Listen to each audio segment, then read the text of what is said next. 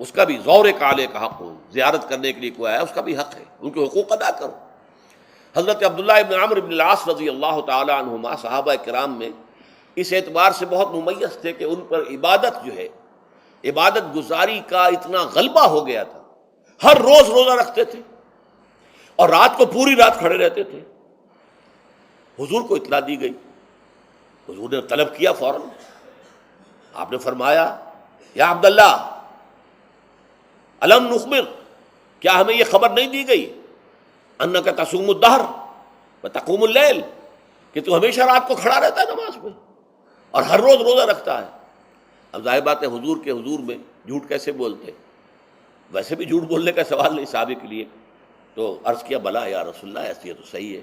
فرمایا لا تفعل، ہرگز ایسا مت کرو، فإن لنفسك عليك حقا وإن لزوجك عليك حقا وإن لزورك عليك حقا، تمہارے نفس کا بھی تم پر حق ہے، روزہ رکھو بھی اور افطار بھی کرو۔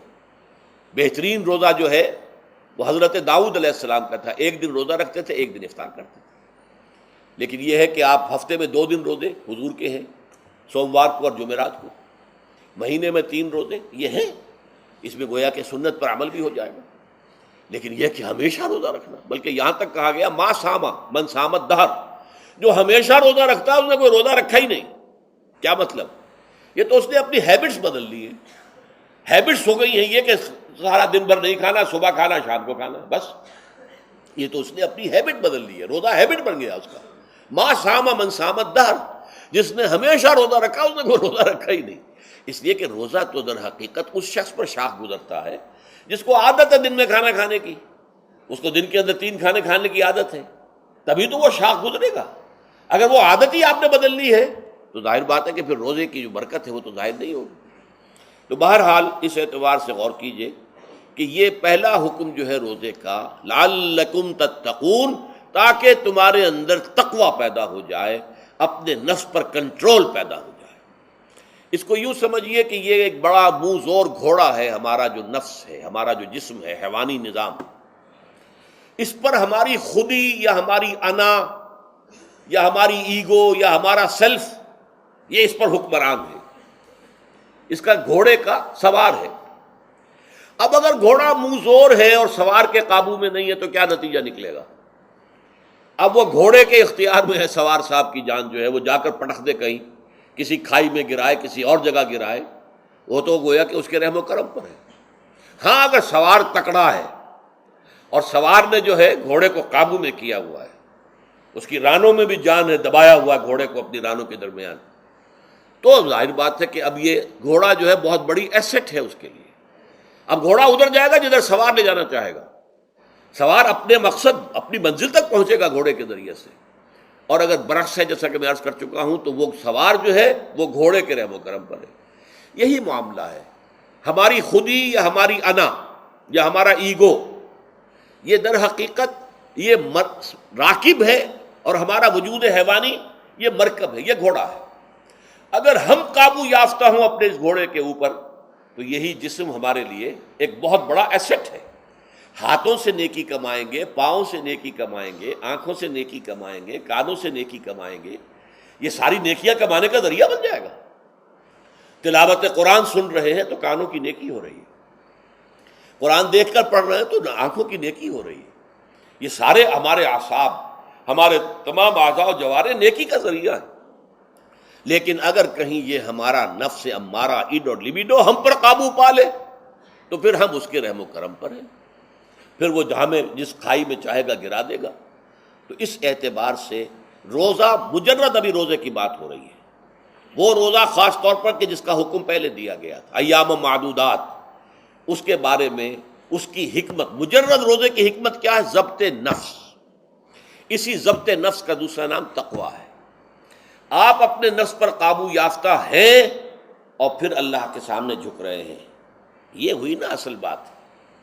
آپ اللہ کے سامنے تو جھک رہے ہیں، اے اللہ میں تیری ہی بندگی کرتا ہوں اور کروں گا، نفس پر قابو ہے ہی نہیں، تو آپ کا یہ کہنا محمل ہو جائے گا، نفس کا تقاضا ابھرے گا اور آپ اس کے آگے ہاتھ جوڑ کر کھڑے ہو جائیں گے، تو گویا کہ جو آپ نے کہا تھا ایاک نعبد و ایاک نستعین، اس کی پیروی کرنا، اس کو پورا کرنا، اس کا تقاضا بجا لانا آسان کام نہیں ہے۔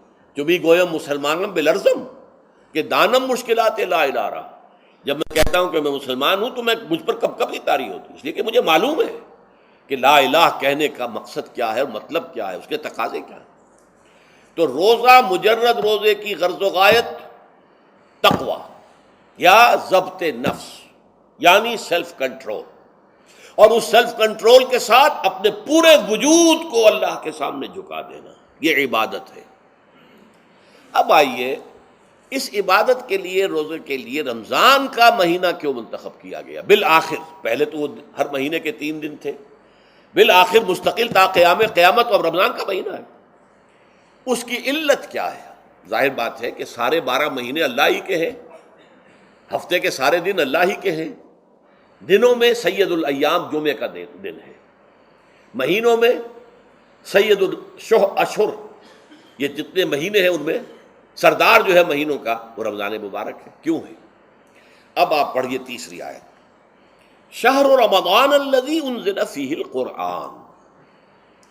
رمضان کا مہینہ وہ ہے جس میں قرآن نازل کیا گیا.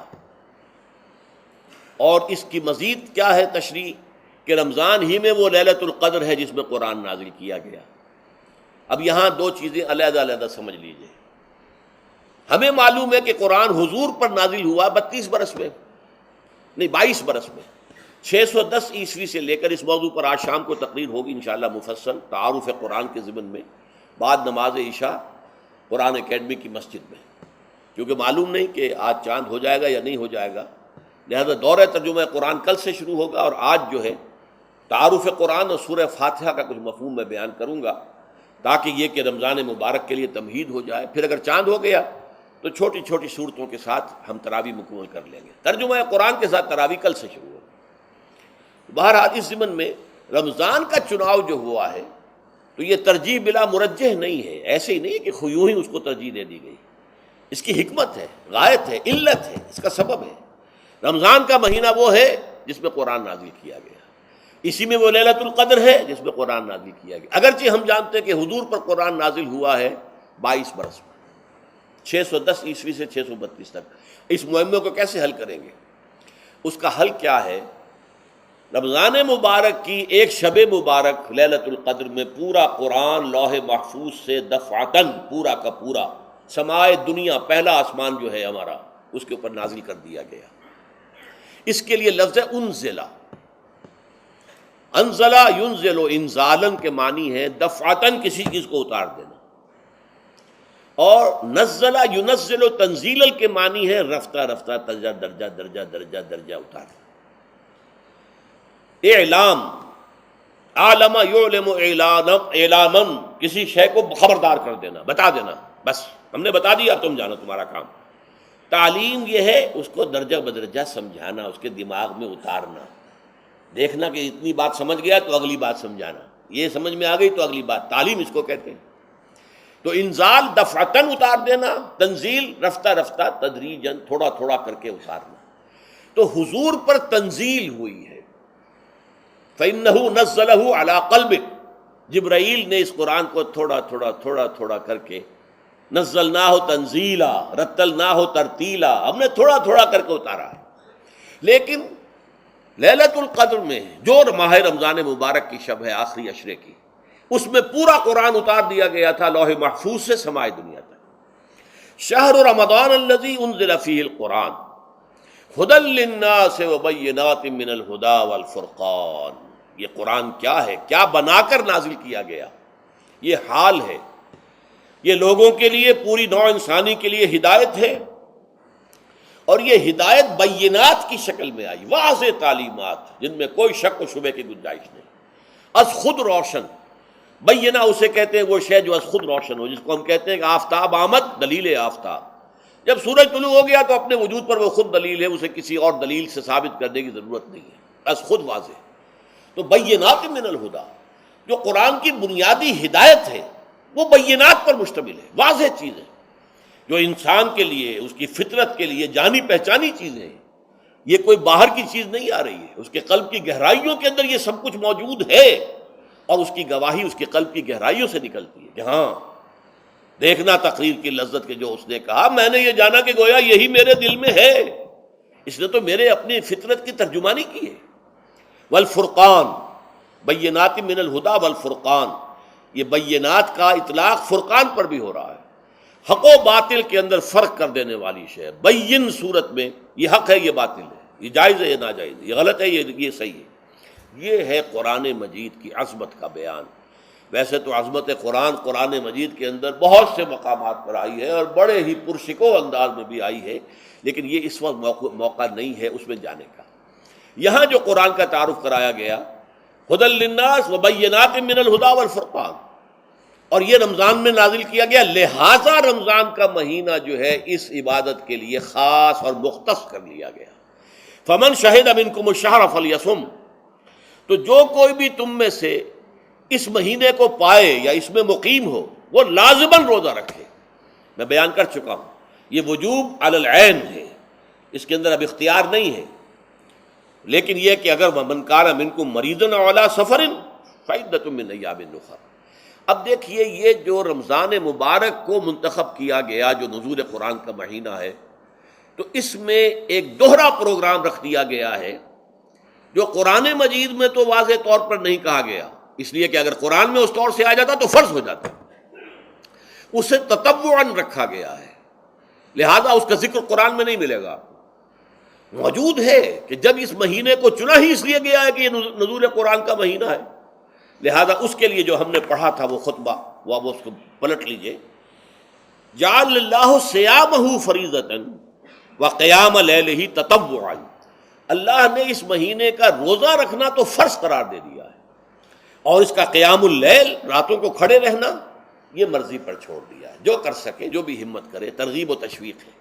اب دیکھیے ترغیب و تشویق کے لیے دوسری حدیث جو یہاں پر ہے، عن ابی ہریرہ رضی اللہ عنہ قال، حضرت ابو ہریرہ سے مروی ہے رضی اللہ عنہ کہ انہوں نے فرمایا، قال رسول اللہ صلی اللہ علیہ وسلم، کہ اللہ کے رسول نے فرمایا صلی اللہ علیہ وسلم، من صام رمضان ایمانا و احتسابا غفر له ما تقدم من ذنبہ، جس نے رمضان میں روزے رکھے ایمان کے ساتھ، یقین کے ساتھ، اور احتساب، اللہ سے اس کے اجر کی امید میں، غفر له ما تقدم من ذنبہ، اس کے پچھلے تمام گناہ معاف ہو جاتے ہیں۔ یہ نوٹ کیجئے کہ اس سے مراد گناہ کبیرہ نہیں ہے، گناہ صغیرہ ہے۔ گناہ کبیرہ کے لیے توبہ شرط ہے، گناہ صغیرہ جو ہے وہ ان چیزوں سے دھل جاتے ہیں۔ لیکن اب دیکھیے، ومن قام رمضان ایمانا و احتسابا، اور جو کوئی کھڑا رہا رمضان میں، یعنی قیام اللیل، ایمان اور احتساب کے ساتھ، غفر له ما تقدم من ذنبہ۔ اب تیسری بات، ومن قام لیلۃ القدر ایمانا و احتسابا، اور جو کھڑا رہا قیام اللیل جس نے کیا ہے لیلۃ القدر میں ایمان اور احتساب کے ساتھ، غفر له ما تقدم من ذنبہ، متفق علیہ۔ یہ حدیث بخاری اور مسلم دونوں کی ہے۔ اب یہاں جو بات میں چاہتا ہوں کہ آپ پر واضح ہو جائے، اس حدیث میں دونوں چیزوں کو پیرلل لایا گیا، من قام رمضان، من صام رمضان، پیرلل، بالکل متوازی، ہم وزن اعتبار سے۔ من صام رمضان ایمانا و احتسابا غفر له ما تقدم من ذنبہ، من قام رمضان ایمانا و احتسابا غفر له ما تقدم من ذنبہ۔ اب سوال پیدا ہوتا ہے قیام اللیل سے مراد کیا ہے؟ یہاں پہ میں ذرا تراویح کا جو پس منظر ہے وہ بیان کر دینا چاہتا ہوں۔ دیکھیے، جیسا کہ ہم نے خطبے میں بھی دیکھ لیا، اللہ نے قیام اللیل جو ہے اسے فرض نہیں ٹھہرایا، تطوعا۔ قرآن مجید میں بھی اس کا کوئی ذکر نہیں، احادیث میں اس کی تشویق و ترغیب پوری موجود ہے۔ ایک اور حدیث بھی ہم بعد میں پڑھیں گے اس پر۔ اس کا پس منظر کیا تھا کہ اس کو چھوڑ دیا گیا۔ اب ظاہر بات ہے، مسلمانوں میں کمزور بھی ہیں، مسلمانوں میں وہ مزدوری کرنے والے بھی ہیں، روزہ تو فرض ہے ان پر، چاہے مئی کا مہینہ ہے اور گندم کاٹنی ہے، روزہ تو پھر بھی رکھنا ہوگا، یہ سب کچھ ہے۔ لیکن یہ کہ رات کو پھر کھڑے رہنا ان کے لیے، جاگنا ممکن نہیں، لہذا ان کے اوپر یہ چیز فرض نہیں۔ حضور نے تراویح کی نماز یا قیام اللیل نہ اسے فرض قرار دیا، نہ اس کے بعد جماعت کوئی اہتمام کیا مستقل، صرف 3 راتیں آپ نے جماعت کروائی ہے، اس میں 8 رکعتیں آپ نے پڑھی ہیں کہ جو آپ کا معمول تھا تہجد کا، وہ پڑھی، اور تہجد کے وقت ہی جماعت کرائیے. یہ ہے وہ حدیث. اس کے علاوہ کسی نماز تراویح جو ہے جو ہم پڑھتے ہیں 20 رکعتیں عشاء کے ساتھ متصل، اس کا کوئی ذکر نہ دور نبوی میں ہے نہ دور صدیق اکبر میں ہے. یہ دور حضرت عمر کی خلافت میں ہوا ہے، اور ہم نہیں کہہ سکتے کتنے سال کے بعد ہوا ہے. حضرت عمر رضی اللہ تعالیٰ عنہ کی خلافت کا دور جو ہے وہ تو 10 برس ہے. ہو سکتا ہے 5 برس کے بعد ہوا ہو، 6 برس کے بعد ہوا ہو، 12 ہوا ہے ان کے عہد میں. حضرت عمر ایک مرتبہ مسجد میں داخل ہوئے، مسجد نبوی میں، تو دیکھا کہ کچھ لوگ 8 10 12 جو ہیں وہ ایک جو ہے حافظ کے پیچھے کھڑے ہوئے اور قرآن سن رہے ہیں. کچھ دوسرے کونے میں کھڑے ہیں، کچھ کہیں اور کھڑے ہیں، مختلف جماعتیں ہو رہی ہیں. تو انہوں نے سوچا کہ کیوں نہ ان سب کو ایک امام کے پیچھے جمع کر دیا جائے، اور اس کے لیے لوگوں کی سہولت کے لیے عشاء کے ساتھ متصل رکھ دیا جائے. اس لیے کہ تہجد کے وقت اٹھنا جو ہے وہ تو ہر کس و ناقص کا کام نہیں ہے، کہ عشاء کے بعد اگر تھوڑا سا اضافی وقت ہو صرف، تو یہ ہر شخص کر لے گا، مزدور بھی کر لے گا. لہذا آپ نے یہ نظام تجویز فرمایا کہ عشاء کے متصلاً بعد 20 رکعت نماز پڑھی جائے اور ایک امام کے پیچھے پڑھی جائے. یہ گویا کہ اجتہاد ہے حضرت عمر رضی اللہ تعالی عنہ. اس کو آپ نے خود بدعت بھی قرار دیا ہے، لیکن بدعت حسنہ. بدعت کس اعتبار سے؟ لغوی اعتبار سے، نئی بات، اس لیے کہ حضور کے زمانے میں نہیں تھی، تو یہ اس طریقے سے ایک نئی بات ہے. لیکن یہ بات چونکہ بہت اچھی ہے، بہت عمدہ ہے. آپ جب یہ نظام چل پڑا تو ایک دن مسجد میں آئے، دیکھا کہ بڑی بھری مسجد ہے، صحابہ کھڑے ہیں اور ایک امام کے پیچھے قرآن سن رہے ہیں. آپ نے فرمایا نعم البدعۃ ھذہ، یہ جو ہم نے نئی بات شروع کی ہے یہ بہت اچھی ہے، بہت عمدہ ہے. اب یہاں سے فرق واقع ہو گیا ہے. ایک تو اہل تشیع جو ہے وہ تو ویسے ہی حضرت عمر سے بہت دشمنی رکھتے ہیں، عناد رکھتے ہیں، تو حضرت عمر کے اجتہادات سے انہیں نفرت ہے، انہیں دوری ہے، چاہے وہ کوئی سا بھی حضرت عمر کا اجتہاد ہو. ہمارے ہاں اہل حدیث حضرات بھی در حقیقت حضرت عمر یا کسی اور خلیفہ راشد کے فعل کو وہ سمجھتے ہیں کہ یہ ایگزیکٹو آرڈرز ہیں، یہ ہمیشہ کے لیے نہیں ہے. حضرت عمر نے اپنے دور میں ایک نظام قائم کیا، ان کے دور کے لیے ٹھیک تھا، یہ ہمیشہ کے لیے نہیں. ہمیشہ کے لیے وہ 8 ہی رکعتوں کے قائل ہیں، وہ تہجد والے. لیکن اس میں بہرحال انہوں نے بھی خود یہ اضافہ کیا ہے کہ وہ 8 رکعتیں وہ عشاء کے ساتھ متصل پڑھتے ہیں، تہجد کے وقت تو نہیں پڑھتے. اور حضور نے تو صرف 3 روز جو ہے وہ کرائی تھی جماعت، وہ لوگ 30 دن یا 29 دن پڑھ رہے ہیں، تو اضافہ تو انہوں نے بھی کر دیا، اس نظام میں تبدیلی تو ہو گئی. لیکن اہل سنت جو کہلاتے ہیں، ہمارے جو 4 جو ہیں، جو ہمارے مسلک ہیں، حنفی، مالکی، شافعی، حنبلی، ان کا اتفاق ہے اس پر حضرت عمر کا، کیونکہ ان کے سامنے اصول یہ ہے کہ حضور نے فرمایا علیکم بسنتی وسنت الخلفاء الراشدین المہدیین، تم پر لازم ہے کہ میری سنت کو پکڑو مضبوطی کے ساتھ، اور میرے خلفائے راشدین مہدیین جو ہیں ان کی سنت کو پکڑو. اس اصول سے یہ چاروں فقہیں جو ہیں حضرت عمر کے اجتہادات جو ہیں ان کو بھی پابندی سمجھتے ہیں کہ تمام عمر کے لیے، قیامت تک کے لیے امت مسلمہ پر ان کی پیروی لازم ہے. لہذا اس میں اجماع ہے. اور یہاں تک کہ یہ سب سے آخری جو اس میں مسلک پیدا ہوا ہے زمانی اعتبار سے، سب سے پہلے مسلک جو ہے حنفی پیدا ہوا ہے، پھر مالکی پیدا ہوا ہے، پھر شافعی پیدا ہوا ہے، اور پھر حنبلی آخری ہے. اور امام احمد ابن حنبل بہت بڑے محدث بھی ہیں. مسند احمد ابن حنبل جو ہے وہ بہت بڑی کتاب ہے، بہت اہم کتاب ہے، جامع کتاب ہے. تو ان کے ہاں بھی 20 رکعتیں ہیں. چنانچہ حرمین شریفین میں، سعودی عرب میں، مکے اور مدینہ منورہ میں جو نماز تراویح ہوتی ہے اس کی 20 رکعتیں ہیں. لیکن اہل حدیث حضرات جو ہیں وہ اس 8 کے اوپر اکتفا کرتے ہیں. بہرحال یہ ایک اختلاف ہے جو میں نے اس کا پس منظر بیان کر دیا. لیکن اس 20 رکعت نماز سے ادا کرنے سے، جو کہ زیادہ سے زیادہ 50 منٹ یا 1 گھنٹہ لگتا ہے، اس سے وہ قیام اللیل کا حق ادا نہیں ہوتا. قیام اللیل کا تو کچھ اور ہی تقاضا ہے. قیام کسے کہتے ہیں؟ یہ سورہ مزمل سے واضح ہوتا ہے. یا ایھا المزمل قم اللیل الا قلیلا نصفہ او انقص منہ قلیلا او زد علیہ ورتل القرآن ترتیلا.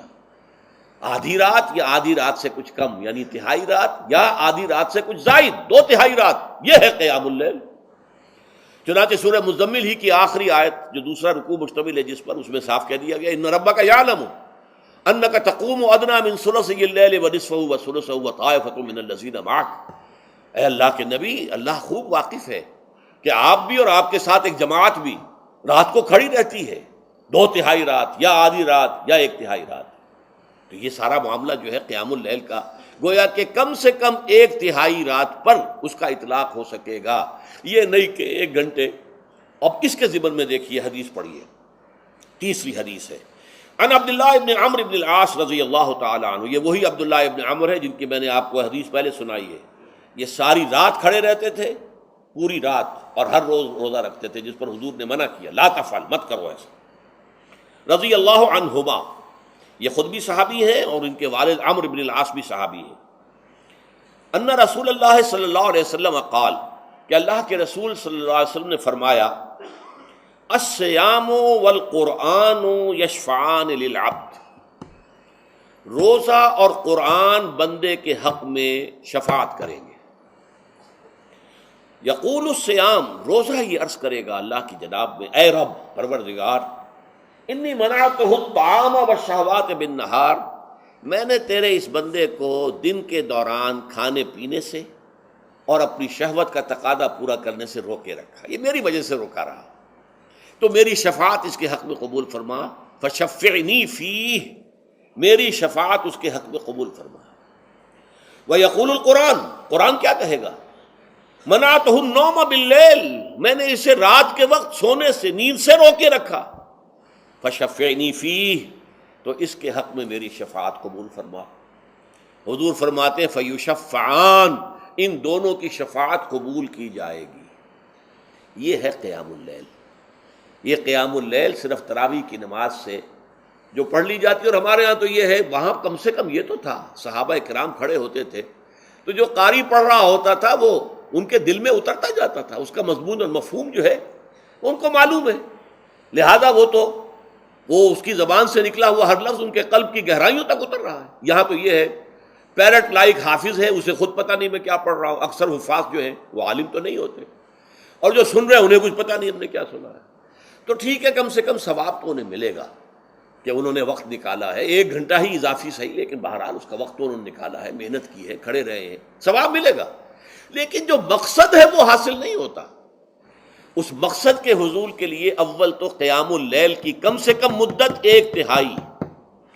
اگر کوئی شخص فرض کیجئے کہ اس کے ہاں کوئی اور انتظام نہیں ہے، جیسا کہ ہمارے ہاں ہم نے انتظام کیا ہے، بڑے بڑے شہروں میں دورہ ترجمہ قرآن، اس میں ہمیں 5 گھنٹے لگ جاتے ہیں، نصف شب کے قریب ترین جو ہے معاملہ ہو جاتا ہے. اس میں کیا ہوتا ہے کہ ہر 4 رکعت سے پہلے جو اس کے اندر پڑھا جانا ہے حصہ قرآن کا، اس کا پہلے ہم مطالعہ کرتے ہیں بیٹھ کر، ترجمہ اور کچھ موٹے موٹے نکات کی جو ہے وضاحت. پھر کھڑے ہو گئے اور قاری صاحب کے پیچھے 4 رکعتوں کے اندر وہ 4 رکوع یا جتنے بھی ہیں پڑھ لی، سن لی، پھر بیٹھ گئے. 4 کے بعد پھر اگلی 4 رکعتوں کے اندر جو کچھ پڑھا جانے والا ہے اس کا ترجمہ، اس کی تفہیم ہو گئی، پھر کھڑے ہو گئے، پھر سن لیا.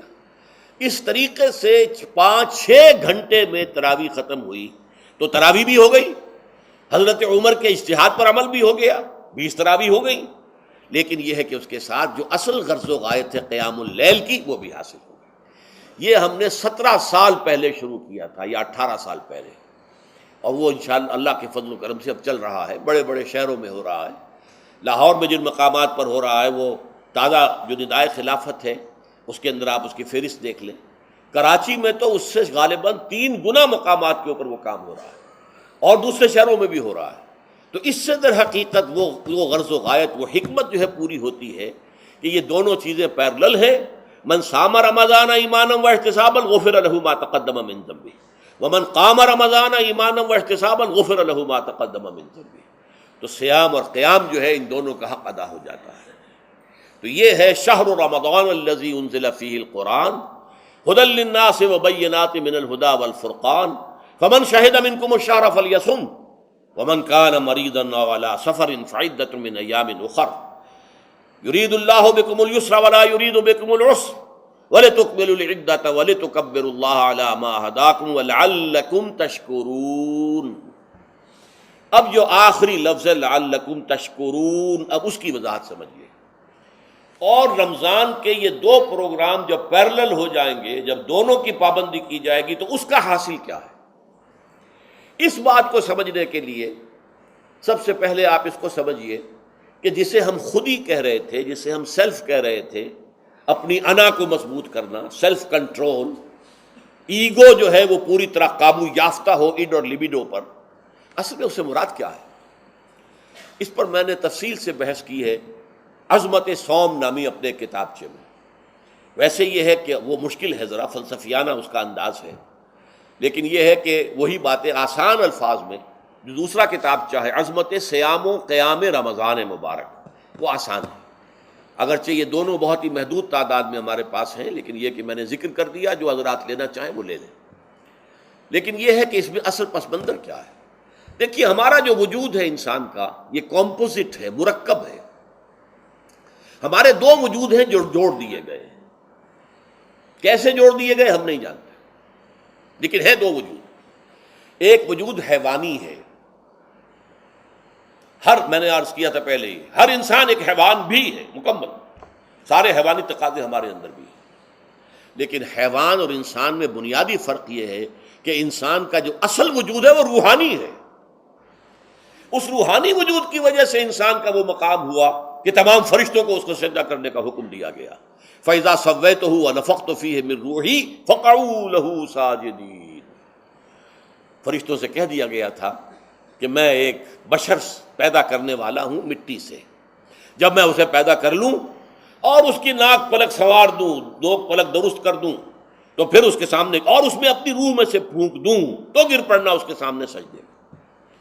حیوان انسان اور انسان روحانی، یہ دونوں مل کر اب آدم بنے ہیں۔ نمبر دو، اس حیوان انسان کا وجود زمین سے ہے، مٹی سے پیدا کی، مٹی سے، گارے سے، طین لازب سے، چپچکانے والے گارے سے، وہ جس میں کہ بدبو پیدا ہو جائے، یہ ساری باتیں کہی گئی ہیں۔ اور سائنس بھی کہتی ہے مٹی سے پیدا ہوئے، کیسے پیدا ہوئے اس میں اختلاف ہے، لیکن یہ کہ ہے مٹی ہماری اوریجن، قرآن بھی کہتا ہے اور سائنس بھی کہتی ہے۔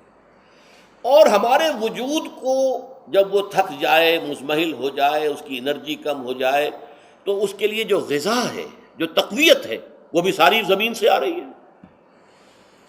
آپ نے پھل کھائے، آپ نے گندم کھائی، آپ نے چاول کہاں سے آ رہے ہیں؟ اچھا، بکری کا گوشت کھایا تو بکری کا گوشت کس چیز سے بنا ہے؟ اس نے گھاس کھائی ہے، اس نے پتے کھائے ہیں، وہیں سے تو بنا ہے نا۔ الٹیمیٹ سورس آپ کے وجود حیوانی کے لیے جو آ رہی ہے وہ زمین ہے۔ وجود روحانی کو بھی تقویت کی ضرورت ہے، وہ بھی مزمحل ہوتی ہے، کمزور ہو جاتی ہے، خاص طور پر جب کہ وجود حیوانی کا اس پر غلبہ ہو جائے، تب تو یوں سمجھیے کہ وہ بالکل بے ہوش ہو کر موت کے قریب پہنچ جاتی ہے۔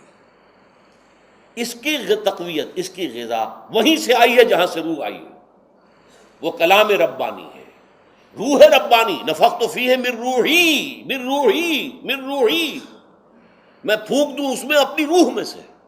روح کا تعلق ذات باری تعالیٰ کے ساتھ ہے۔ اسی طرح کلام ربانی کہاں سے آیا ہے؟ اللہ تعالیٰ کے پاس سے آیا ہے، یہ اس کی تقویت کا ذریعہ ہے۔ اب عام حالات میں کیا ہوتا ہے؟ ہمارا یہ وجود حیوانی چھایا ہوا ہے ہمارے وجود کے اوپر، بیچاری روح جو ہے دبی رہتی ہے، پسی رہتی ہے۔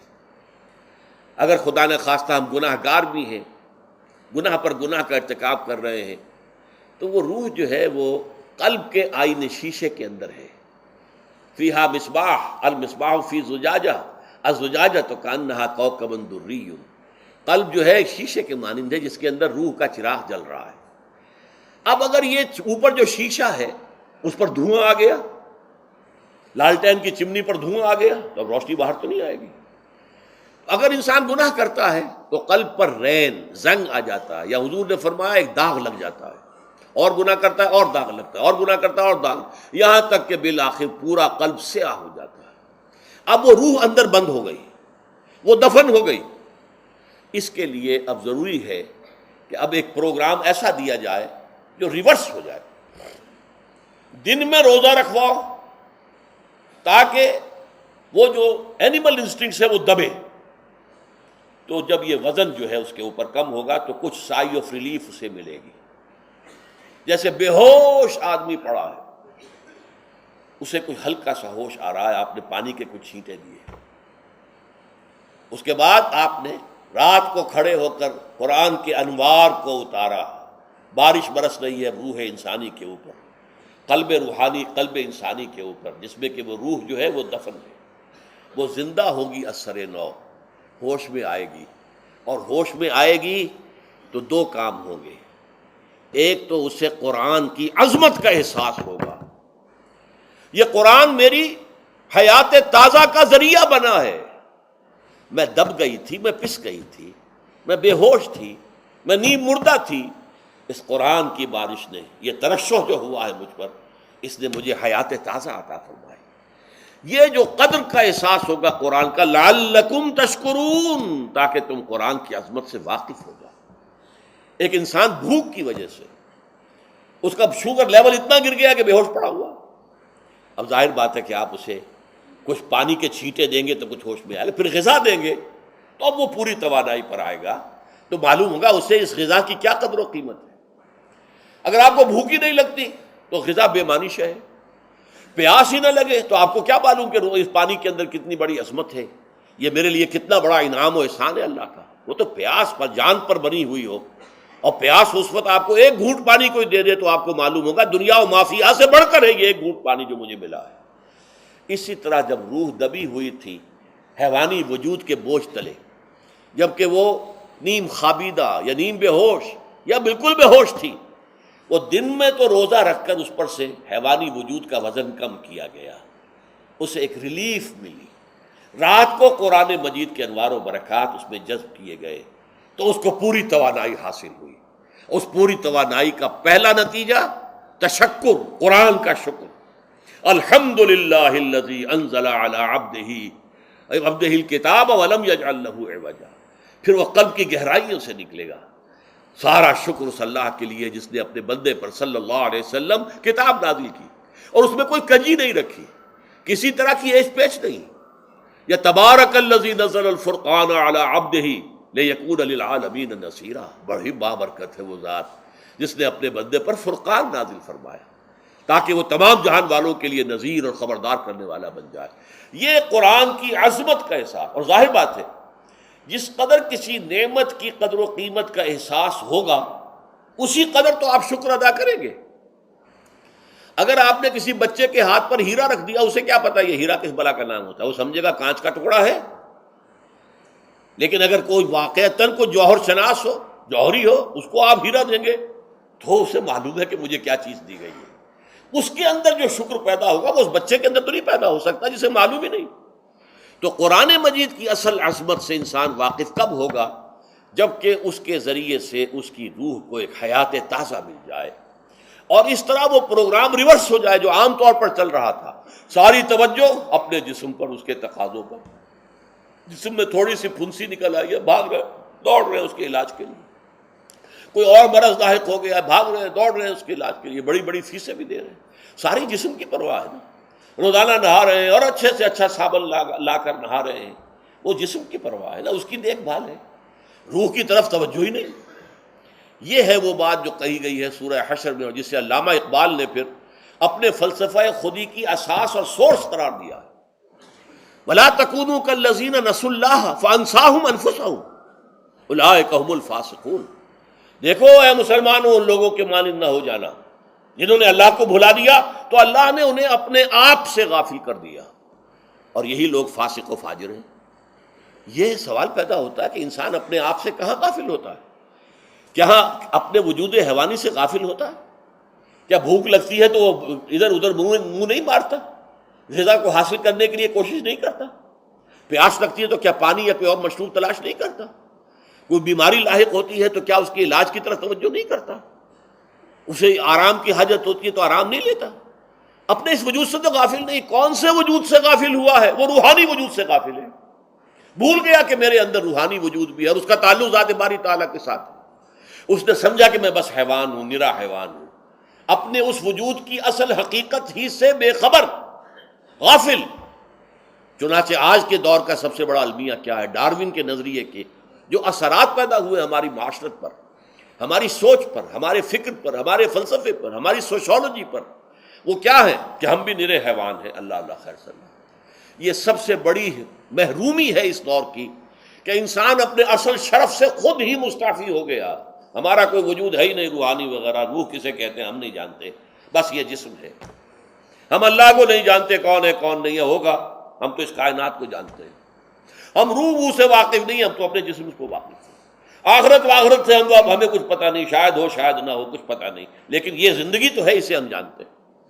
یہ ہے آج کے انسان کا سب سے بڑا المیہ، اور یہ ہے ماس اسکیل کے اوپر ارتداد، ذہنی طور پر مرتد ہو چکے ہیں.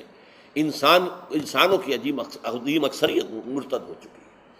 یہ ہے در حقیقت کہ روزہ جو ہے اس پروگرام کو آ کر ریورس کرتا ہے.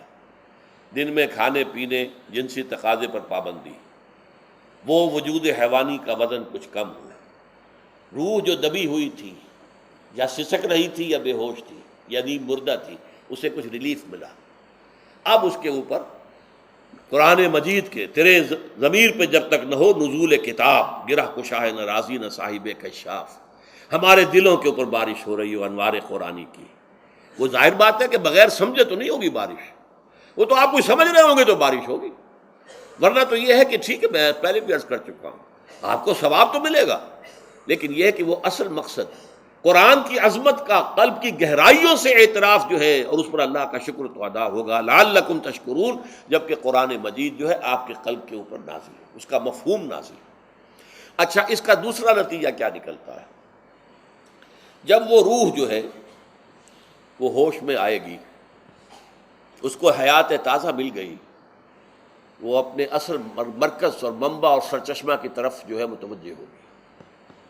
عربی زبان کا ایک مقولہ ہے، کل شیء یرجع الی اصلہ، ہر شے اپنی اصل جڑ کی طرف جو ہے لوٹتی ہے. ہمارا وجود حیوانی زمین سے زمینی کی طرف لوٹتا ہے، یعنی مرنے کے بعد زمینی میں چلا جائے گا. اور نمبر دو، دنیا میں بھی زمینی خواہشات، زمینی تمنائیں، آرزوئیں وہ ہیں، وَلَٰكِنَّهُ أَخْلَدَ إِلَى الْأَرْضِ، جیسے کہ سورہ وہ کہا گیا ہے بلعام بن باعورہ کے بارے میں سورہ اعراف میں، وہ تو زمین ہی کی طرف دھنستا چلا گیا. ہماری روح کا منبع اور سرچشمہ ذات باری تعالیٰ ہے، وہ امر رب ہے، لہذا فوراً انسان اپنے رب کی طرف متوجہ ہوتا ہے. یہ اللہ کی طرف متوجہ ہو جانا اور پھر اس سے ہم کلام ہونا اور اس سے دعا کرنا، یہ ہے روزے کا اصل مقصد. جب سیام اور قیام رمضان مبارک کا دوہرا پروگرام ہوگا تو روح انسانی یا انسان کا حیوانی وجود اپنے مرکز کی طرف مائل پرواز تھا. حسن، اس کو کہہ لیجئے اپنے مرکز کی طرف مائل پرواز ہے. روح ہر شے اپنی اصل کی طرف لوٹتی ہے، لہذا یہ اللہ کی طرف متوجہ ہوگی. یہ اللہ تعالیٰ کی طرف متوجہ ہونے کا معاملہ دنیا میں رہا ہے کہ لوگ کہیں جنگلوں میں جا کر تپسیائیں کر کے، غاروں میں بیٹھ کے، بڑی بڑی ریاضتیں کر کے کیا چاہتے تھے؟ مجھ کو ہے تیری جستجو، مجھ کو تیری تلاش ہے، خالق میرے کہاں ہے تو، مجھ کو تیری تلاش ہے. میں نے یہ نظم جو ہے تقریباً 6 سال جو ہے ہر روز صبح، ہمارا جو ہائی اسکول تھا اس میں جو صبح پریئر ہوتی تھی، لوگ سب جمع ہوتے تھے، پورا اسکول جو ہے اس کے ہمارے طلباء، تو یہ نظم جو ہے پڑھی جاتی تھی. مجھ کو ہے تیری جستجو، مجھ کو تیری تلاش ہے، خالق میرے کہاں ہے تو، مجھ کو تیری تلاش ہے. روح انسانی چاہتی ہے اللہ کا تقرب، اللہ کے قریب ہونا، اللہ سے رشتہ استوار کرنا. یہ وجود حیوانی حائل ہے اس کے راستے میں، یہ حیات دنیاوی اس کے لیے پنجرا بن گئی ہے. اس روح کے لیے یہ ایک در حقیقت ایک قید خانہ ہے، جیسے کہ حضور نے فرمایا کہ الدنیا سجن المومن وجنت الکافر. مومن کے حق میں یہ دنیا قید خانہ ہے، اس کی روح جو ہے یہاں آ کر اس جسد حیوانی کے اندر جو ہے وہ دفن ہو گئی ہے، قید خانہ ہے، اس پنجرے میں بند ہو گئی. تو لیکن وہ کافر کے لیے یہی باغ و بہار ہے، یہیں پر عیش کرنے ہیں، یہیں پر مزے لوٹنے ہیں. تو اس سے در حقیقت ریلیف ملتا ہے، تو انسان متوجہ ہوتا ہے اللہ کی طرف اور دعا کرتا ہے، اللہ سے ہم کلام ہوتا ہے. یہ ہے در حقیقت روزے اور رمضان کا جو دوسرا نتیجہ نکلتا ہے اور بلند ترین نتیجہ ہے. اس کا ذکر ہے آیت نمبر 4 میں. اور یہ کہ بہت سے لوگ ایسے ہیں جو قرآن مجید میں نظم کے بہت قائل ہیں، لیکن میں حیران ہوں کہ اس نظم کے اندر اس کے ربط اور رشتے کو وہ تلاش کرنے سے قاصر رہے. وَإِذَا سَأَلَكَ عِبَادِي عَنِّي فَإِنِّي قَرِيب، جب روح بیدار ہو جائے گی، اسے حیات تازہ ملے گی، تو اے نبی میرے بندے جب آپ سے پوچھیں میرے بارے میں، وہ میرا تقرب چاہتے ہیں، میرا قرب چاہتے ہیں، وہ چاہتے ہیں مجھ سے ہم کلام ہونا، وہ چاہتے ہیں کہ مجھے ان کے ساتھ، ان کو میرے ساتھ ایک نسبت مل جائے۔ وَإِذَا سَأَلَكَ عِبَادِي عَنِّي فَإِنِّي قَرِيب، انہیں بتا دیجیے میں قریب ہی ہوں، میں دور نہیں ہوں۔ اور آیا ہے سورہ قاف میں نحن اقرب الیہ من حبل الورید، جو شہ رگ ہے انسان کی اس سے بھی زیادہ قریب ہوں میں اس سے۔ نوٹ کیجئے کیسے، اس کی روح کا تعلق میری ذات کے ساتھ ہے براہ راست۔ اس کی مثال بھی میں دے چکا ہوں کئی اپنی کتابوں کے اندر، عظمت صوم نامی کتاب جب پڑھیں گے، جو حضرات بھی سمجھ سکے پوری طرح اس کو، اس کے اندر یہ بات بیان ہوئی۔ اور اسی لیے دیکھیے حدیث آخری پڑھ لیجئے کہ حضور نے قرار دیا ہے کہ روزہ جو ہے تمام عبادات کے اندر ایک بالکل منفرد شان کا حامل ہے۔ وعن ابی ہریرہ رضی اللہ تعالی عنہ، اور یہ متفق علیہ روایت ہے، بخاری اور مسلم دونوں کی، قال رسول اللہ صلی اللہ علیہ وسلم، قال اللہ عز وجل، اسے حدیث قدسی کہتے ہیں، حضور نے فرمایا کہ اللہ فرماتا ہے۔ تو یہ حدیث بھی ہو گئی کہ حضور نے ہمیں بتائی، اور حدیث قدسی ہو گئی کہ اللہ کا قول ہے جو حضور نقل کر رہے ہیں۔ قرآن مجید وحی جلی ہے، یہ وحی خفی ہے، لیکن یہ عام حدیثوں کے مقابلے میں اس کا مرتبہ اور مقام بہت بلند ہے کہ حضور فرما رہے کہ اللہ فرماتا ہے، یقول اللہ عز وجل کل عمل ابن آدم لہو، ابن آدم کا ہر عمل، ہر نیکی اس کے اپنے لیے، اپنے فائدے کے لیے، الا الصوم، سوائے روزے کے، فإنہ لی وأنا اجزی بہ یا اجزا بہ، یہ میرے لیے ہے اور میں خود ہی اس کی بدلہ دوں گا، یا میں خود ہی اس کا بدلہ ہوں۔ یہ دونوں ترجمے ہیں۔ عظمت صوم میں میں نے تفصیل سے بحث کی ہے کہ ویسے تو نماز بھی اللہ کے لیے، اقم الصلاۃ لذکری، حج کس لیے ہے؟ للہ علی الناس حج البیت من استطاع الیہ سبیلا، اللہ کے لیے۔ زکوٰۃ کس کے لیے؟ اللہ کے نام پر دی جا رہی ہے، اللہ کے لیے دی جا رہی ہے۔ صوم میں بات کیا ہے؟ صوم میں اصل چیز ملحوظ کیا ہے؟ روح انسانی کو تازہ کرنا، زندہ کرنا، اس کی حیات تازہ کا بندوبست کرنا، اور روح کا تعلق ذات باری تعالیٰ کے ساتھ ہے۔ اس تعلق کی مثال یوں سمجھیے جیسے ہمیں معلوم ہے سورج کا فاصلہ ہم سے کتنا ہے، کروڑ میل، لیکن سورج کی کرن جو وہاں سے چل کر یہاں تک پہنچی ہے، کیا اس کا تعلق سورج سے منقطع ہے؟ سورج کے ساتھ تو تعلق قائم ہے۔ اسی طرح روح انسانی ذات باری تعالیٰ سے بہت دور آ کر کہہ لیجئے ہمارے وجود کے اندر آ گئی، ہمارے قلب کے اندر متمکن ہو گئی، لیکن کیا اس کا تعلق اللہ کی ذات سے منقطع ہے؟ نہیں۔ لیکن یہ روح ہی اگر مزمحل ہو گئی تو تعلق منقطع ہو جائے گا، اس لیے کہ اس روح کے اندر ہی جان نہیں رہی۔ یہ روح تازہ ہوگی تو اس کا تعلق اللہ کی ذات کے ساتھ اثر نو استوار ہو جائے گا۔ اس لیے یہ کہا یہ میرے لیے، الا الصوم فإنہ لی، یہ میرے لیے، وأنا اجزی بہ یا اجزا بہ، میں خود ہی اس کا بدلہ دوں گا یا خود ہی اس کی جزا ہوں، خود ہی اس کی جزا ہوں۔ اللہ کے اس بندے کا تعلق میرے ساتھ ایسا قائم ہو جائے گا کہ گویا کہ اسے میں مل گیا، اور میرا یہ مل جانا ہی در حقیقت انسانیت کی معراج ہے۔ اور دعا کے بارے میں جان لیجئے کہ حضور نے فرمایا الدعاء مخ العبادہ، دعا جو ہے عبادت کا اصل جوہر ہے، لب لباب ہے۔ اور یہ بھی کہا الدعاء هو العبادہ، دعا ہی اصل عبادت ہے، دعا ہی اصل عبادت۔ دعا جو ہے وہ روح ہے اس کی۔ اور علامہ اقبال نے اپنے لیکچرز میں جو یہ خطبہ رکھا ہے اس موضوع کے لیے، میننگ آف پریئر ان اسلام، بڑا عظیم ہے۔ اس نے جو نقشہ کھینچا ہے کہ یہ پریئر کیا ہے؟ انائے صغیر، یہ ایگو، میری انا، میری خودی، انائے صغیر انائے کبیر کے روبرو آتی ہے۔ انائے کبیر اللہ، اننی انا اللہ لا الہ الا انا، یہ انائے کبیر اللہ کی انا، وہ عظیم انا، اور یہ چھوٹی سی محدود سی انا۔ تو ہے محیط بے کراں، میں ہوں ذرا سی آبجو، یا مجھے ہم کنار کر یا مجھے بے کنار کر۔ اقبال نے پتہ نہیں کس جگہ کس کیفیت میں ڈوب کر یہ شعر کہا ہے، اے اللہ تو تو ایک ایسے سمندر کے مانند ہے کہ جس کا کنارہ ہی نہیں ہے، اور میں چھوٹی سی ایک پانی کی ایک چھوٹی سی ندی ہوں، آبجو ہوں چھوٹی سی. اب کیا شکل ہے؟ یا تو مجھے اپنے آپ میں ملا لے تاکہ میں بھی ناپیدا کنار ہو جاؤں. دریائے سندھ کا پانی جب سمندر میں گر جاتا تو سمندر ہی بن جاتا، اور یا پھر مجھے بھی بے کنار کر دے، میری وجود کو بھی اتنی وسعت دے دے کہ کوئی کنارہ نہ رہے. اب یہ کیا اس نے سمجھا، کیا کہا، لیکن میں نے وہی انائے کبیر انائے صغیر. ایک ہے نماز ہم پڑھ لیتے ہیں، آپ نے سارا پڑھ لیا، سارا تعدیل ارکان بھی کر لی، لیکن اگر آپ کا اللہ کے ساتھ ڈائریکٹ کمیونین اور ڈائریکٹ کمیونیکیشن قائم نہیں ہوا تو نماز، جس کو کہ کہا گیا کہ الصلاۃ معراج المومنین، جو قرب حضور کو حاصل ہوا معراج میں، وہ ایک بندہ مومن دنیا میں رہتے ہوئے حاصل کر سکتا ہے نماز میں.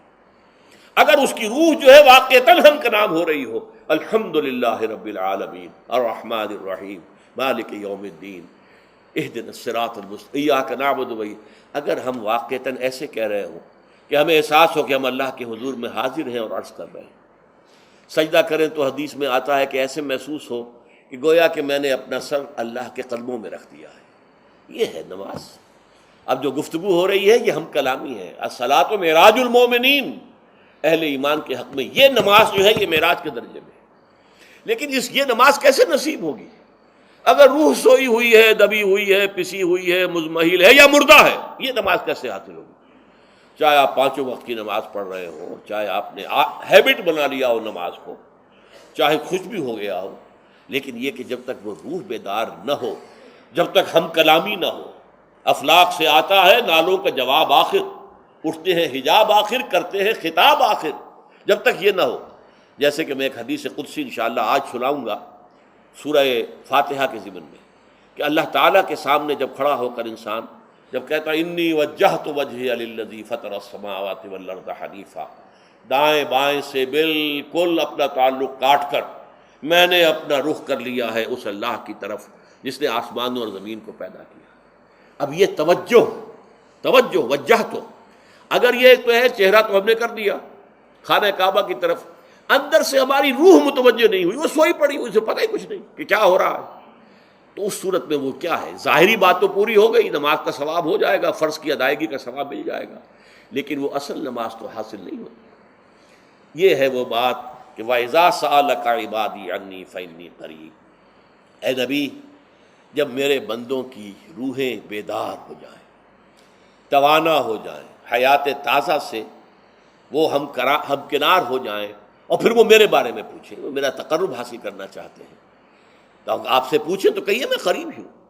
اجیب دعوت الداع اذا دعان، یہ ہے وہ دعا، میں ہر پکارنے والے کی پکار، ہر دعا کرنے والے کی دعا کو سنتا ہوں، قبول کرتا ہوں، جواب دیتا ہوں جہاں کہیں بھی مجھے پکارے. اذا دعان، اس میں در حقیقت وہ مفہوم آ گیا ہے there and then wherever. آپ اپنے گھر میں ہو کر پکاریں اللہ کو، آپ بستر پر لیٹے ہوئے پکاریں اللہ کو. الذین یذکرون اللہ قیاما وقعودا وعلی جنوبہم. ہاں ٹھیک ہے، بعض مقامات بعض اوقات قبول دعا کے لیے زیادہ سازگار ہیں، حرم میں جا کر دعا مانگی جائے، اور منا میں، عرفات میں خاص طور پر، جبل رحمت پر خاص طور پر، ملتزم جو ہے کعبے کا اس پر خاص طور پر، وہ ایام بھی ہیں خاص. لیکن یہ نہیں ہے کہ بقیہ دنوں میں آپ کے اور اللہ کے درمیان کو بڑا فاصلہ ہے. یہ سارا دنیا میں مشرکانہ نظاموں نے تصور پیدا کیا، اللہ تو دور ہے، دور ہے، دور ہے، دور ہے، پاک ہے، پاک ہے، پاک، تم ناپاک ہو، ناپاک ہو، ناپاک ہو، اور تم تو بڑی پستی میں پڑے ہو، تم اللہ سے براہ راست ہم کلام نہیں ہو سکتے. کوئی درمیانی چاہیے، کوئی لنکس چاہیے. کوئی پجاری ہوگا، کوئی پروہت ہوگا، کوئی پنڈت ہوگا، کوئی پیر ہوگا، کوئی پادری ہوگا، کوئی پوپ ہوگا، اس کے ذریعے سے تم اللہ سے ہم کلام ہو، خود نہیں. اور جب ذریعے بیچ میں آ گئے تو ان کی مٹھی گرم کرو، ان کی چاپلوسی کرو، ان کو بھی جو ہے چادریں چڑھاؤ، ان کو نذرانے پیش کرو. یہ ہے بدترین ایکسپلائٹیشن جو مذہب کے ذریعے سے نوع انسانی کی ہوئی ہے. یہ 2 ایکسپلائٹیشن دنیا میں ہوئی ہے تاریخ انسانی میں. ایک بادشاہوں کی طرف سے خراج دو ہمیں، محنت تم کرو گے کھیت میں، آدھا حصہ ہمارے پاس آئے گا، ہم عیش کریں گے، ہم اسٹینڈنگ آرمیز رکھیں گے تاکہ ذرا تم بغاوت کرو تو تمہارا سر کچل دیا جائے۔ یہ ایکسپلائٹیشن بدترین۔ مانگنے والا گدھا ہے، صدقہ مانگے یا خراج۔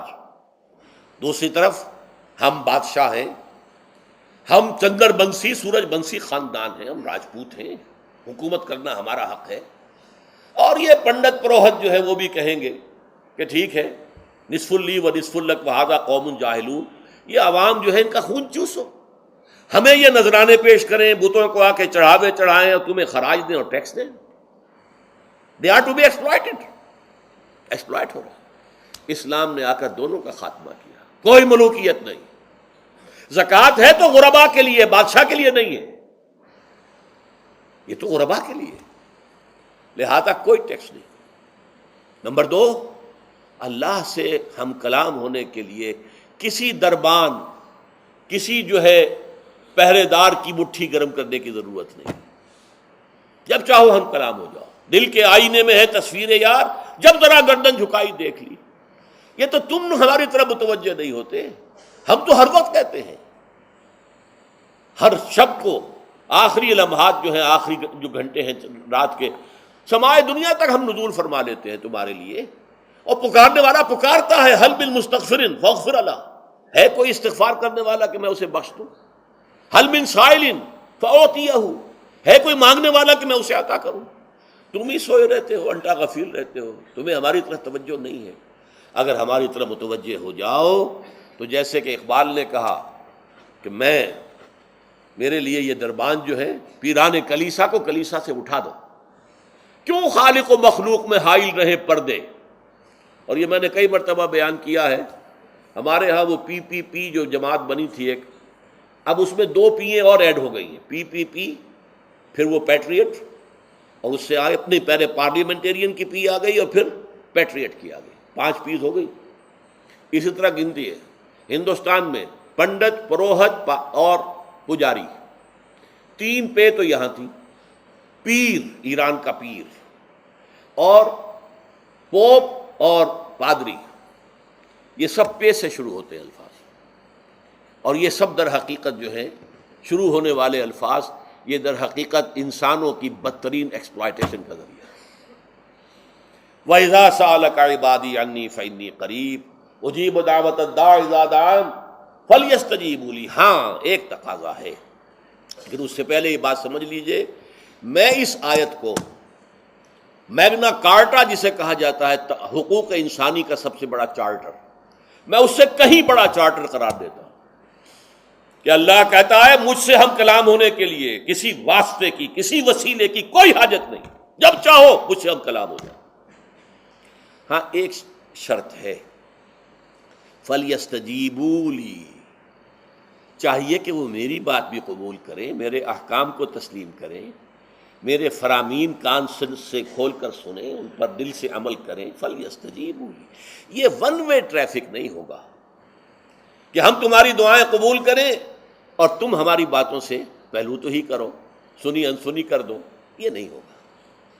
یہ ایک 2 وے تعلق ہے، جسے آج کل کہا جاتا ہے بائی لیٹرل تعلق ہے۔ بائی لیٹرل تعلق ہے اللہ اور بندے کے درمیان، بندہ توبہ کرتا ہے معاصی سے، اللہ تعالیٰ بھی اس کے لیے بھی لفظ تواب ہے، وہ بھی اپنی رحمت کے ساتھ دوبارہ متوجہ ہو جاتا ہے۔ تم اللہ کو یاد کرو، فاذکرونی اذکرکم، مجھے یاد رکھو میں تمہیں یاد رکھوں گا۔ ان تنصروا اللہ ینصرکم، اگر تم اللہ کی مدد کرو گے اللہ تمہاری مدد کرے گا۔ یہ ہے 2 طرفہ معاملہ۔ اسی طریقے سے تم چاہتے ہو کہ میں تمہاری دعائیں قبول کروں، اجیب دعوت الداعی اذا دعان، میں ہر پکارنے والے کی پکار کو سنتا ہوں، جب اور جہاں، ویئر اینڈ وین وہ مجھے پکارے، لیکن لازم ہے فلیستجیبوا لی، وہ بھی میرا کہنا مانے، میرے فرامین کو کھلے کانوں سنے اور تہہ دل سے اس پر عمل کرے، ولیؤمنوا بی، اور مجھ پر ایمان پختہ رکھے، یقین اس کے ساتھ مجھے پکارے۔ لعلہم یرشدون، اب یہ سب سے بڑا لفظ آ گیا، تاکہ انہیں رشد حاصل ہو جائے۔ رشد، فوز، فلاح، رشد، یہ کئی الفاظ ہیں، فوز، فائز، فلاح مفلحون، رشد راشدون، اور یہ لفظ استعمال ہوا صحابہ کرام کے لیے سورہ حجرات میں، اولئک هم الراشدون۔ تو گویا کہ یہ بلند ترین منزل ہے انسان کے لیے اگر اس کا یہ تعلق اللہ کے ساتھ قائم ہو جائے، دعا کا ہم کلام ہونے کا رشتہ اس کو قبول مجھ مل جائے۔ اب آخری بات نوٹ کیجئے، آخری آیت جو ہے اس رکوع کی، بظاہر اس کا تعلق نہ روزے سے نہ رمضان سے، اکل حلال اکل حرام سے روکا گیا ہے۔ وَلَا تَأْكُلُوا أَمْوَالَكُمْ بَيْنَكُمْ بِالْبَاطِلِ، اور دیکھو اپنے مال آپس میں باطل طریقوں سے مت کھاؤ۔ وَتُدْلُوا بِهَا إِلَى الْحُكَّامِ، اور نہ ہی اپنے مالوں کے ذریعے سے حکام تک پہنچو۔ لِتَأْكُلُوا فَرِيقًا مِّنْ أَمْوَالِ النَّاسِ بِالْإِثْمِ، کہ تم لوگوں میں سے کسی کا مال گناہ کے ساتھ ناجائز طور سے ہڑپ کر جاؤ، رشوت دے کر، اور اپنے حق میں کوئی غلط فیصلہ کروا لو، وَأَنْتُمْ تَعْلَمُونَ، جانتے بوجھتے یہ کام نہ کرو۔ بظاہر تو نہ روزے سے تعلق ہے نہ رمضان سے، پھر اس رکوع میں کیسے آ گئے؟ بڑا گہرا تعلق ہے، اول و آخر کا تعلق ہے۔ پہلی آیت میں مجرد رمضان روزے کی جو فضیلت بیان کی گئی تھی یا حکمت، آیت کیا تھی؟ تقویٰ۔ یہ تقویٰ کا معیار ہے۔ تقویٰ جو ہے ظواہر کی بنیاد پر نہیں ہے، اگرچہ ظاہر بات ہے کہ ظواہر بھی دین کا حصہ ہے، حضور کسی وضع قطع اختیار کرنا یقیناً ایک نیکی کا کام ہے، ہر چیز میں حضور کے نقش قدم پر چلنا، لیکن یہ ظواہر پر نہیں ہے طبقہ، تقویٰ دل میں ہو۔ التقویٰ ہا ہونا، التقویٰ ہا ہونا، التقویٰ ہا، 3 مرتبہ حضور نے اپنے سینہ مبارک اور قلب مبارک کی طرف اشارہ کر کے فرمایا تقویٰ یہاں ہوتا ہے، تقویٰ یہاں، جب یہاں ہوگا تو پورے وجود میں سرایت کر جائے گا۔ لیکن اس میں اہم ترین بات کیا ہے؟ عقل حلال، جو مشکل ترین کام ہے، حرام کا لقمہ نہ آئے، ورنہ جیسے کہ کہا گیا ہے دعا کے بہترین مقام پر پہنچ گئے ہو، حرم کعبہ کے ملتزم کے ساتھ چمٹے ہوئے ہو اور دعائیں کر رہے ہو، اب اس سے زیادہ دعا کی قبولیت کا کون سا وقت ہوگا؟ یا آپ کھڑے ہو گئے جبل رحمت کے اوپر سب سے اونچے مقام پر جا کر، اور آپ نے 2 گھنٹے سے ہاتھ اٹھائے ہوئے، اللہ اے اللہ یا رب یا رب، لیکن حضور نے فرمایا کہ ایسے بہت سے لوگ ہیں، رجل یطیل السفر اشخص اغبرا، ایک شخص ہے سفر کی وجہ سے بہت لمبا سفر کر کے درباندہ تھکا باندھا ہے، اور اس کا وہ احرام جو ہے وہ بھی میلا کچیلا ہو چکا ہے۔ ظاہر بات ہے آج کی بات نہیں ہو رہی ہے، جبکہ آپ 4 گھنٹے میں تو پہنچ گئے جدہ، اور پھر 2 گھنٹے میں مکہ پہنچ گئے، اور جا کر 2 گھنٹے میں آپ نے جو ہے عمرہ کیا اور بات چھٹی، احرام کھل گیا۔ تو اس میں کہاں وہ احرام میلا ہوگا، اور کہاں آپ کا بیل کچیل ہوگا، اور کہاں آپ کے جسموں سے جو ہے پسینوں کی بو آئے گی؟ نہیں۔ لیکن جو یہ سب کرتے تھے اور پھر کعبے سے ملتزم سے چمٹ کر دعا کرتے تھے، یا رب یا رب، یمد یدہ الی السماء، وہ ہاتھ اٹھاتا ہے آسمان کی طرف، یا رب یا رب، وَأَنَّىٰ يُسْتَجَابُ لِذَٰلِكَ، اور اس شخص کی دعا کیسے قبول ہو؟ وَمَطْعَمُهُ حَرَامٌ، اس کے پیٹ میں جو غذا پڑی ہوئی ہے وہ حرام سے ہے، مَلْبَسُهُ حَرَامٌ، اس کا لباس جو اس نے پہنا ہوا ہے چاہے وہ احرام ہی ہے وہ حرام کے پیسے سے کمایا گیا تھا، وَغُذِيَ بِالْحَرَام، اور اس کا پورا جسم جو ہے جس غذا سے یہ تن و توش تیار ہوا ہے وہ حرام کی غذا ہے۔ ایسے آدمی کی دعا وہاں پہنچ کر بھی قبول نہیں ہوتی۔ لہذا تقویٰ کا اصل معیار عقل حلال، روزی حلال کی، اگر یہ نہیں ہے تو آپ نے متقیوں کی شکل بنا لی، اور بہت ہی آپ نے اپنے ظاہر کو جو ہے بہت آراستہ پیراستہ کر لیا سنت رسول سے، لیکن اللہ کی نگاہوں میں اس کی کوئی قدر و قیمت نہیں ہوگی جب تک کہ آپ کا رزق حلال کا نہ ہو۔ بارک اللہ لی ولکم فی القرآن العظیم ونفعنی وإیاکم بالآیات والذکر الحکیم۔